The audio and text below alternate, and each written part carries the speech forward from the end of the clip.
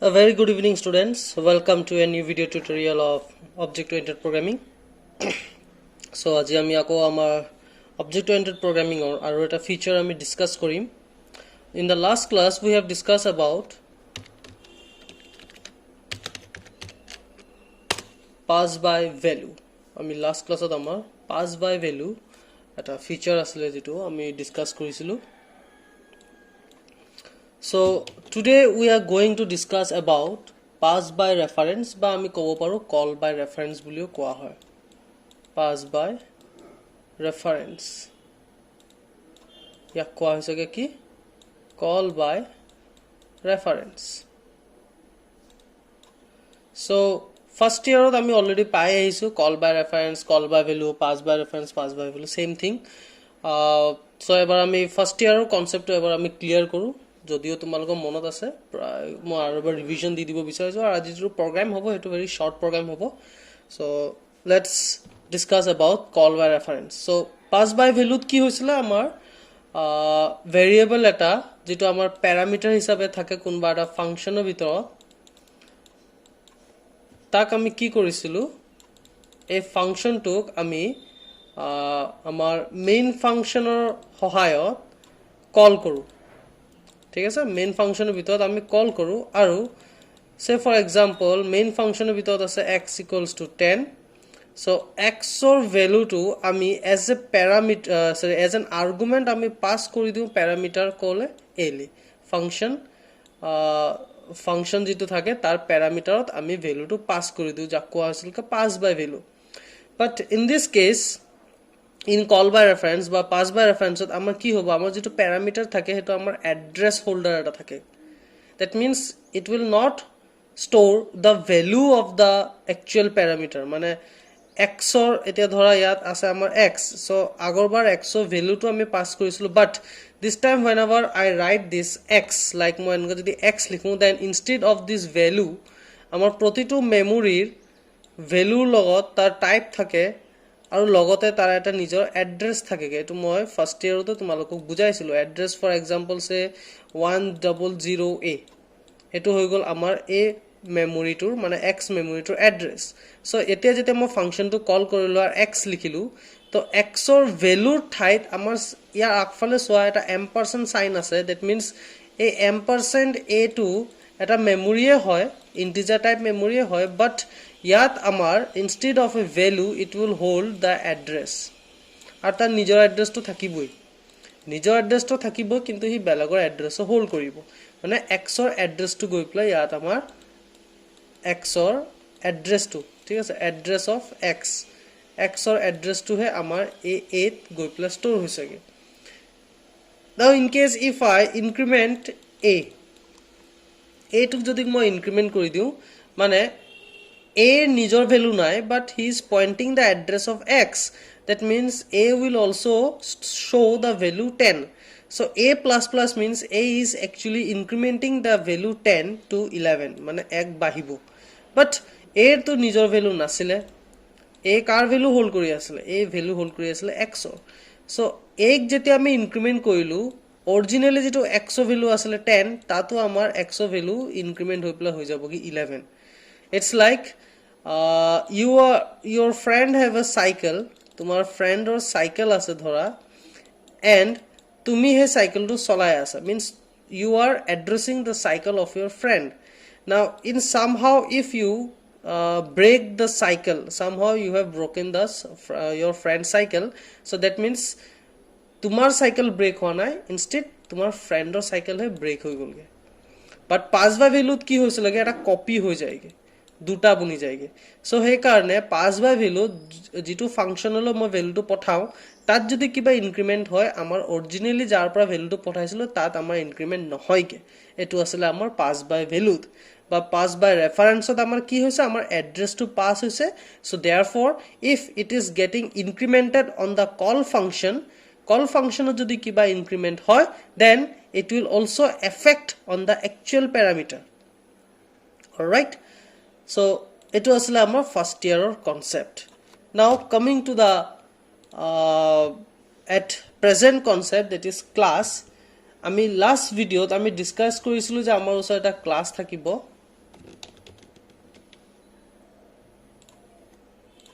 Last ভিডিঅ'ত আমি discuss কি কৰিছিলোঁ আমাৰ যিটো ফাংচন থাকে ফাংচনটোত আমাৰ এজ এ পেৰামিটাৰ আমাৰ কি থাকিব ক্লাছটোৰ অবজেক্ট থাকিবগে ক্লাছটোৰ অবজেক্ট থাকেগে আমাৰ টাইম t1 টাইম t2 আমি তেনেকৈ লৈ লৈছিলোঁ আৰু এই অবজেক্টটোলে ভেলু আমি পাছ কৰোঁ আৰু এটা অবজেক্টৰ ভেলু অবজেক্ট 2 এই অবজেক্টৰ সহায়ত আমি ভেলুবোৰ এণ্টাৰ কৰোঁ আৰু সেই ভেলুজবোৰ আমি পাছ কৰি দিওঁগে আমাৰ ফাংচনটো যিটো আমি ফাংচনটো কল কৰোঁ সেই ফাংচনটোলে আমি পাছ কৰি দিওঁগে ঠিক আছে কেলে পাছ কৰোঁ কাৰণ সেই ফাংচনটোত এজ এ পেৰামিটাৰ আমাৰ অবজেক্ট থাকেগে সো নাও পাছ বাই ৰেফাৰেন্সত কি হ'ব আমাৰ সেম আমাৰ যিটো ক্লাছ অবজেক্ট থাকে মানে আমাৰ পেৰামিটাৰ হিচাপে আমাৰ যিটো অবজেক্ট থাকিব ফাংচনৰ ভিতৰত ক্লাছ আৰু অবজেক্ট যিটো থাকে হেতু একচুয়ালি আমাৰ এটা এড্ৰেছ হোল্ডাৰ অবজেক্ট হ'বগে this means that it will not hold the values the data member values of the object মানে another object instead it will hold the address of another object বেলেগ এটা অবজেক্টৰ এড্ৰেছটো হে hold কৰিব ঠিক আছে that means এটো অবজেক্টৰ সহায়ত যদি ভ্যালুজবোৰত আমি কিবা চেঞ্জেস কৰো it will also affect on the actual object যাৰ সহায়ত মই ভ্যালুজবোৰ পাস কৰাইছিলো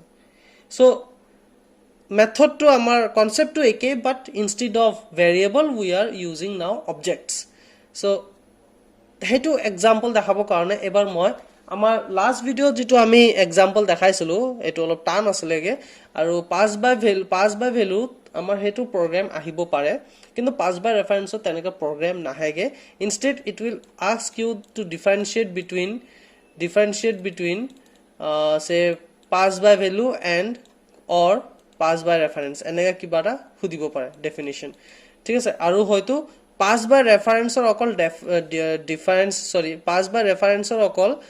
তোমাৰ ডেফিনিশন খুদিব পাৰে আৰু एग्जांपल এটা খুদিব পাৰে এটা শৰ্ট কে एग्जांपल সো তোমাক মই আজি হে শৰ্ট কে एग्जांपल এটা মানে এটা প্ৰগ্ৰাম এটা কৰি পেলাই দেখাম টাইমৰ প্ৰগ্ৰামটো নলও হেতু বহুত লেন্দি হৈ যাবগে আমি আকৌ টাইমৰ প্ৰগ্ৰামটো কৰিম এটা মই নেক্সট ক্লাছত কৰিম আৰু এবোৰ ৰিলেটেড ডেফিনিশনস আমি নেক্সট ক্লাছত দি দিম আজি মই অকল প্ৰগ্ৰামটো বুজাই দিমগে সো প্ৰগ্ৰামটোত কি কৰিম মই সেম কি কৰিমগে এটা ক্লাস এটা বনাম ক্লাসটোৰ নাম দি দিম মই নাম্বাৰ বুলি ঠিক আছে ক্লাসৰ নাম নাম্বাৰ আৰু ইয়াৰ ভিতৰত এটা ভেৰিয়েবল ডিক্লেয়াৰ কৰিম সে নামত একো বৰ্তমান ভ্যালু নাথাকিব তাৰ পিছত আমি এটা ফাংচন এটা বনাম সে ইনক্ৰিমেন্ট একদম সিম্পল হৰু প্ৰগ্ৰাম কৰিমগে ইনক্ৰিমেন্ট বুলি এটা ফাংচন বনাম এতিয়া এই ফাংচনটোত আমাৰ প্যাৰামিটাৰ হিচাপে আমাৰ ক্লাসটোৰ অবজেক্ট থাকিব মানে নাম্বাৰ এন্ড সে n বুলি আমাৰ অবজেক্টটোৰ নাম ললিলো n বুলি ঠিক আছে আৰু ইয়াৰ ভিতৰত সোয়া n নাম্বাৰ n মানে আমাৰ ক্লাসৰ অবজেক্ট হয় আৰু ক্লাসটোৰ ভিতৰত আমাৰ ডেটা মেম্বাৰ কি আছে আমাৰ নাম আছে ৰাইট ওকে নাম বুলি আমাৰ ভেৰিয়েবল আছে সো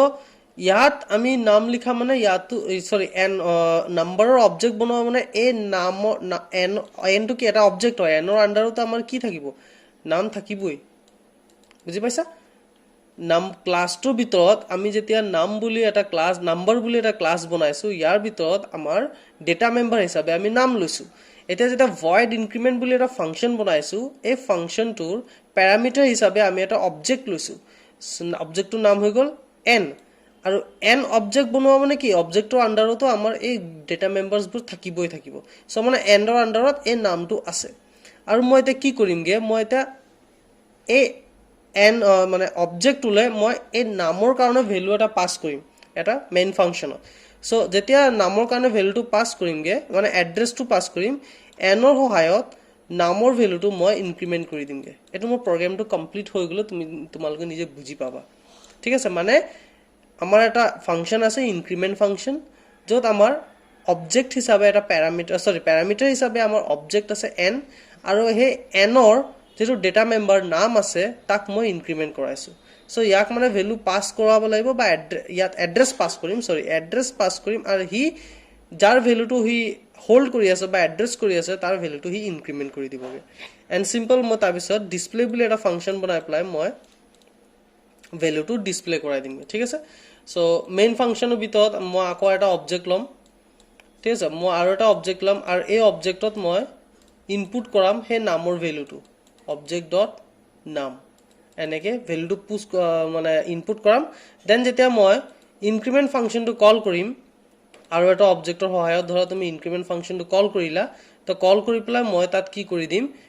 এই অবজেক্ট 1 ৰ ভ্যালুটো বা এড্ৰেছটো মানে পাস কৰি দিমগে ইয়ালে ইয়াত তোমাৰ আগফালে এড্ৰেছ অফ n থাকিব লাগিব তেতিয়াহে মোৰ এটো এড্ৰেছ হোল্ড কৰিব মই ডাইৰেক্টলি প্ৰগ্ৰামটো কৰি দিছো তেতিয়া তোমালোকৰ কনসেপ্টটো আৰু বেছিকে ক্লিয়াৰ হৈ যাবগে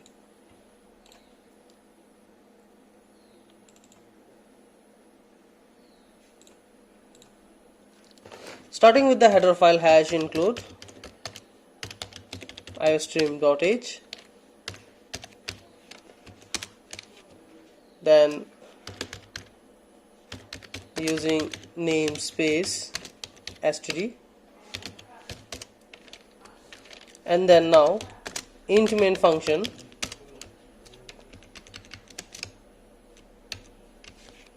sorry not int main function sorry class eta banam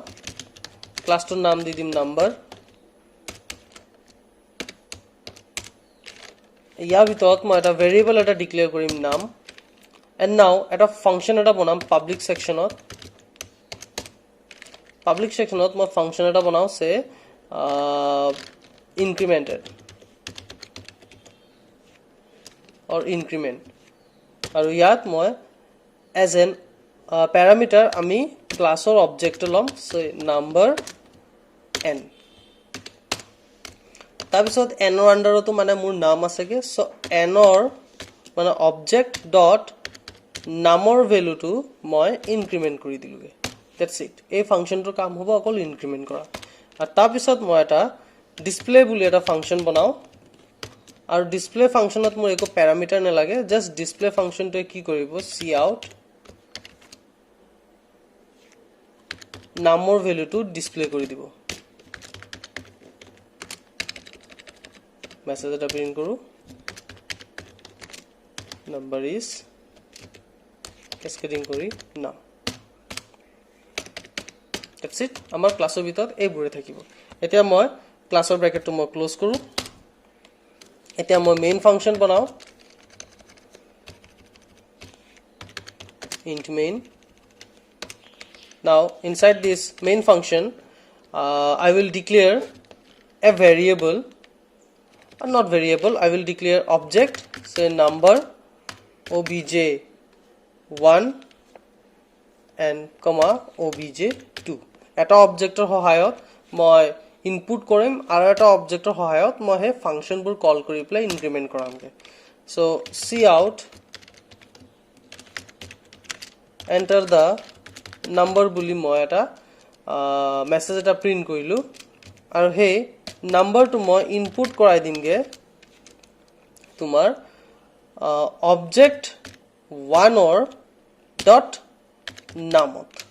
বুজি পাইছা অবজেক্ট 1 ফাংচনটো কল কৰিছো আৰু ডট নামটোক মই এক্সেস কৰিছো সো অবজেক্ট 1 ৰ নামত মই ভ্যালুটো পাস কৰাই দিলো আমাৰ সো তিনটা অবজেক্ট আছে এটা হৈ গল n এটা হৈ গল অবজেক্ট 1 এটা হৈ গল অবজেক্ট 2 আৰু প্ৰতিটো অবজেক্টৰ আন্ডাৰত আমাৰ এই ডেটা মেম্বাৰটো আছে তো মই এটা অবজেক্ট মানে যেটো আমাৰ অবজেক্ট 1 আছে অবজেক্ট 1 ৰ নামত মই ভ্যালুটো ষ্টৰ কৰি দিলুগে ঠিক আছে তাৰপিছত মই এটা কি কৰিম মই এতিয়া এই অবজেক্ট 1 ৰ যেটো নাম ভ্যালুটো আছে ইয়াৰ ভ্যালুটো মই পাস কৰাই দিমগে আমাৰ এই অবজেক্টটোলে তো কেনেকে পাস কৰাম মই কি কৰিম মই অবজেক্ট 2 ৰ সহায়ত ইনক্ৰিমেন্ট ফাংচনটো কল কৰিলো লগতে মই অবজেক্ট 1 ৰ এড্ৰেছটো পাস কৰাই দিলু মোৰ অবজেক্ট সৰি n অবজেক্ট n ক মই পাস কৰাই দিলুগে ঠিক আছে তাৰপিছত মই কি কৰিম এতিয়া অবজেক্ট 2 তে আমাৰ ইনক্ৰিমেন্টটো হৈছেগে অবজেক্ট 2 ত আমাৰ ভ্যালুটো এনেকে ইনক্ৰিমেন্ট হৈছে মানে অবজেক্টটোৱে ইনক্ৰিমেন্ট ফাংচনটো কল কৰিছিল সো এতিয়া আকৌ অবজেক্টটোৰ সহায়ত মই ডিসপ্লে ফাংচনটো কল কৰি দিম তেতিয়া মোৰ ভ্যালুটো আমাৰ ডিসপ্লে হৈ যাব and after that result automatic display hobo yat return 0 and semicolon. Okay, now save, pass by reference, save. Now let's compile. আচ্ছা কিছুমান কাৰেকশন কৰিব লগা হৈছিল মোৰ ইয়াত যেনেকে ইন্ট নামটো মই ওপৰত লিখিছিলো একচুয়ালি ওপৰত নহব এটো আমাৰ পাবলিক সেকশনৰ ভিতৰত লিখিব লাগিব তেতিয়াহে মেইন ফাংচনত যেহেতু মেইন ফাংচনৰ মানে ক্লাছৰ বাহিৰত মই object 1 ডট নাম লিখিছো সো মানে এই নামটো মোৰ পাবলিকত থাকিব লাগিব তেতিয়াহে মেইন ফাংচনে অবজেক্টৰ মাধ্যমত এক্সেস কৰিব পাৰিব যদি পাবলিকৰ বাহিৰত লিখা দেন মানে ইয়াত যেতিয়া মই ইন্ট নাম লিখা আছেলেগে by default this int name was taken as private আৰু প্ৰাইভেটত থাকিলে আমি কেতিয়াও এক্সেস কৰিব নোৱাৰো ক্লাছৰ বাহিৰত এটো মনত থবা যদি তুমি একো স্পেসিফায়াৰ ইউজ নকৰা যেনেকৈ ইয়াত পাবলিক আছে প্ৰটেক্টেড আছে আৰু প্ৰাইভেট আছে যদি একো স্পেসিফায়াৰ ইউজ নকৰা সাপোজ মই পাবলিকটো নিলিখিলো তেতিয়া হলে এই গুটেটো আমাৰ লৈ লবগে এজ এ প্ৰাইভেট ঠিক আছে সো এটো তোমালোকে মনত থবা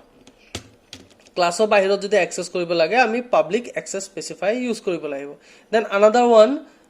correction I have done here is মই object 1 ত নামৰ ভ্যালুটো মানে object 1 ৰ নামত মই ভ্যালুটো ইনপুট কৰাইছিলো আৰু তাৰ পিছত object 1 ৰ ভ্যালুটো মানে এড্ৰেছটো মই পাস কৰালো n লৈ থ্ৰু object to ফাংচনৰ সহায়ত ইনক্ৰিমেন্ট হ'লগে কোনে ইনক্ৰিমেন্ট কৰিলে object n এ ইনক্ৰিমেন্ট কৰিলে তাৰ পিছত মই কি কৰিলো object 1 ৰ সহায়ত ডিসপ্লে কৰিলো সিন্স object 1 ত আমাৰ ভ্যালু আছে নামৰ ভ্যালু আছিলে এটা object 1 এ ডিসপ্লে কৰাব এটা নামৰ ভ্যালু সোয়া আমাৰ অৰিজিনালি আমি নামৰ ভ্যালু দিছিলো 10 যদি আমি দিও 10 তেতিয়া হলে আমাৰ ডিসপ্লে হৈ যাব লাগেগে আফটাৰ ইনক্ৰিমেন্ট মানে প্ৰগ্ৰামটো মই এবাৰ ৰান কৰি দেখাই দিছো তেতিয়া তোমালোকে গম পাবাগে কম্পাইল ৰান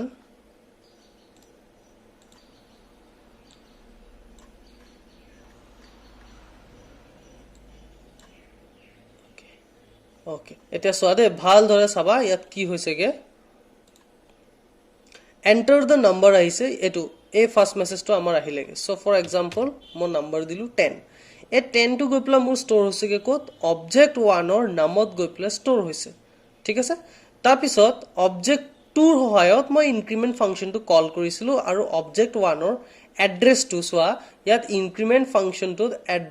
এড্ৰেছ প্যাৰামিটাৰ হে আছে এড্ৰেছ অবজেক্ট আছেগে সো অবজেক্ট 1 ৰ এড্ৰেছটো গৈ প্লা এনত গৈ স্টোৰ হ'বগে এনে তাৰ পিছত কি কৰিলে তাৰ নিজৰ নামত মানে সোয়া এনত গৈ মানে কি এনৰ নামত গৈ স্টোৰ হৈছে লাগে এটো মনত থবা অবজেক্ট 1 ৰ নামৰ ভ্যালুটো মোৰ এনৰ নামৰ এড্ৰেছত গৈ স্টোৰ হৈছিল বাট এড্ৰেছটো হে স্টোৰ হৈছে লাগে নট দা ভ্যালু ঠিক আছে মানে ভ্যালুটো হি ইয়াকে পইন্ট কৰি থাকিব ঠিক আছে সো তাৰ পিছত মই কি কৰিলো এনৰ সহায়ত তাৰ নামত যেটো এড্ৰেছ হি হোল্ড কৰি আছিল নামে যাৰ এড্ৰেছ হোল্ড কৰি আছিল তাৰ ভ্যালুটো হি ইনক্ৰিমেন্ট কৰি দিলে বুজি পাইছা ইয়াত ইনক্ৰিমেন্ট হৈ গল মানে কাৰ নামৰ ভ্যালুটো ইনক্ৰিমেন্ট হল আমাৰ অবজেক্ট 1 ৰ নামৰ ভ্যালুটো ইনক্ৰিমেন্ট হৈ গল সো এতিয়া যদি মই অবজেক্ট 1 ডট ডিসপ্লে মাৰো তো ডিসপ্লে ফাংচনটো নাম্বার ইজ নাম বুলি দেখাব অবজেক্ট 1 ত মই 10 দিছিলো কিন্তু অবজেক্ট 1 ত এতিয়া ডিসপ্লে কৰোতে কিমান দেখাব আমাৰ দেখাই দিবগে 11 এটো so as you can see 11 আহি গল কিয় 11 হল কাৰণ আমাৰ অবজেক্ট n এ তাৰ নামৰ সহায়ত ইয়াৰ এড্ৰেছটো হোল্ড কৰি আছিল সো হি ভ্যালুটো ইনক্ৰিমেন্ট কৰাই দিলেগে বুজিবা that is the concept of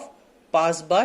reference ইয়াত আমাৰ এড্ৰেছ পাস হয় আৰু জুনে এড্ৰেছটো হোল্ড কৰি থাকে হি যদি কিবা চেঞ্জেস কৰে আমাৰ অৰিজিনাল অবজেক্টটো আমাৰ তাৰ মানে ডেটা মেম্বাৰস বুৰতো আমাৰ ভ্যালুজ বুৰ চেঞ্জ হ'বগে ঠিক আছে this is the concept of pass by reference ইয়াৰ আগত আসলে pass by value আমি নেক্সট ক্লাছত আমি শিকিম ফাংশন ৰিটাৰ্নিং আমি যিবোৰ ফাৰ্স্ট ইয়াৰত আমি শিকি আছিলো ৰিটাৰ্ন ফাংশন কেনেকে এটা ফাংশনৰ পৰা আমি ভ্যালুটো ৰিটাৰ্ন কৰিব পাৰো